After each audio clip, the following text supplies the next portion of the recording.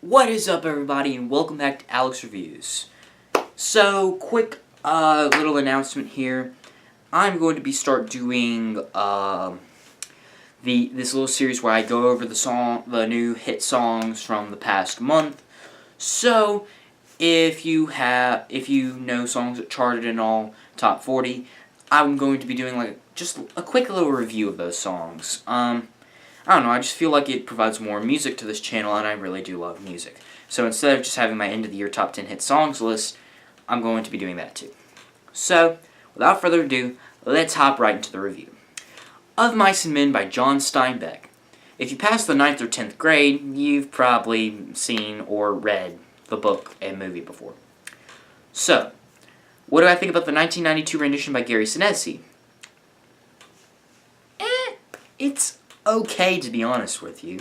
It's directed by Gary Sinise, and if you don't know that name, that would be Lieutenant Dan from Forrest Gump.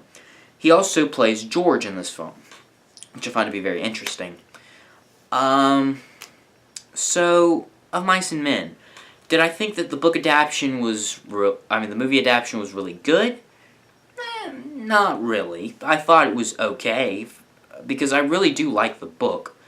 Basically, it's about George and Lennie. Lennie, he's held back by his, he has a mental disability that's never really explained in the book, but you just know that it's apparent.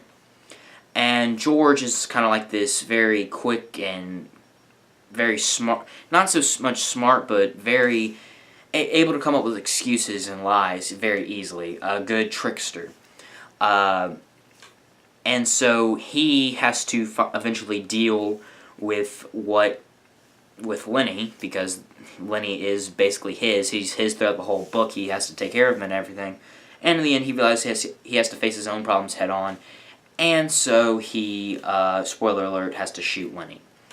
So, let's just hop right into the review of the 1992 Of Mice and Men movie. The originality of the film. Now, some of these things are going to stem from the book. The book isn't the most original thing in the world. It's these two guys, fairly stereotypical characters, go onto this ranch of even more stereotypes, and they have to deal with it. And of course you have, Curly's the bad guy. He likes to fight the big guys because he's a little boxer. He's a very mean, rough little guy. Lennie, he's this big, strong guy, but he's not quite smart. George, he's short, but he's very, quick wit. He's very good at coming up with lies. He isn't the smartest person in the world, but, he's able to be smart enough. Slim, he's this people that people look up to. Candy, the old man with a disability. His dog foreshadows what they have to do with Lennie later in the film. Just several things. And people on the ranch that they have to work at. They're stereotypical, but it doesn't hurt it that much. I really do like the place where this is set. I like several of the other plot points in it. I really do like it. So overall, of the originality, I'll give it a 3 out of 5. The predictability of the film. Now, again, stemming from the book, after about the first or second chapter, I kind of figured out basically what was going to happen. Maybe not every single thing, but it was basically what's going to happen in this book. In the movie, if I didn't read the book first, probably about through Act 1, maybe halfway through Act 2, because I'm not the best at, predicting things. But I'd say I'm pretty good at it.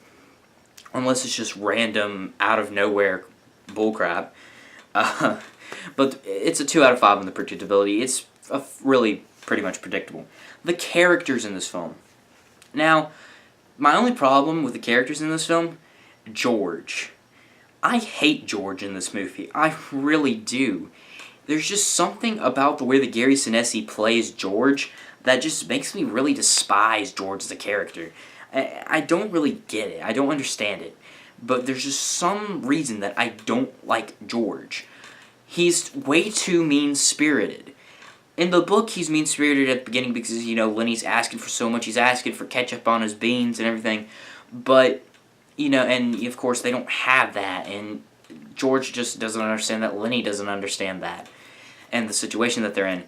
But George just, I'm fine with that. I'm fine with him being mean there. He has kind of an excuse. He's dealt with this guy for so long that he's kind of getting old. But he stays that way when he gets to the ranch for the most part. He doesn't really open up like he does in the book, I feel like. So I'm going to give the characters a 9 out of 10. Lennie is portrayed perfectly. Candy, near perfect. Slim, he wasn't portrayed as much, but he was portrayed pretty good for what he was portrayed. Characters, a 9 out of 10 for the characters. Besides that little moment with George, I don't like George in the film. The story and the plot.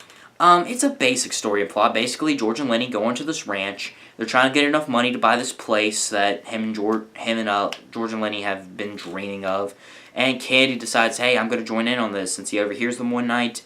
And then, Curly's wife gets into it with Lennie.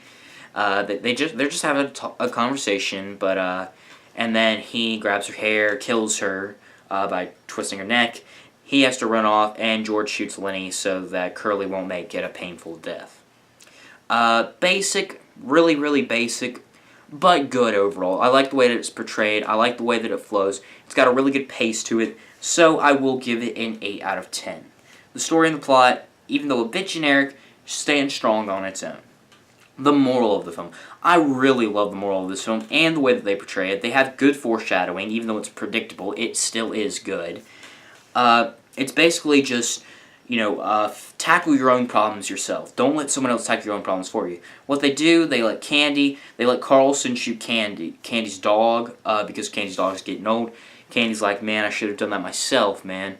I shouldn't have let someone else, kill my dog. And so, George is just like, man, I don't want Carlson and Curly to take out Lennie and make him suffer through all this pain, so I'm just going to do it myself.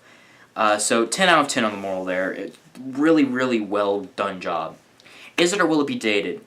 This film has some language that seems like it is going to be dated a bit. It dates maybe not the film as much as the book, but it definitely dates it a little bit. But it isn't too bad. It's not too badly harmed by it. A 3 out of 5 on the is it or will it be dated. The pacing of the film. Now, I feel like it's near perfect. It really is good. The beginning's fast, which I do like. The middle's slow. Again, I do like. But man, the ending of this movie, it's not one of the worst endings I've seen.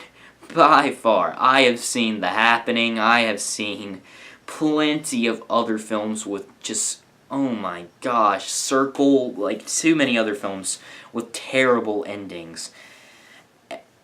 But this is a bad ending. In the book, it's a long and drawn-out scene of Lennie and George talking. Lennie's talking to George, they're talking about the rabbits and everything. And, it's supposed to be a really sweet and enjoyable moment. In the movie, they have about a minute and a half conversation. Then Lennie says, and I get to tend the rabbits, and halfway through his conversation with George just takes out the gun and shoots him immediately.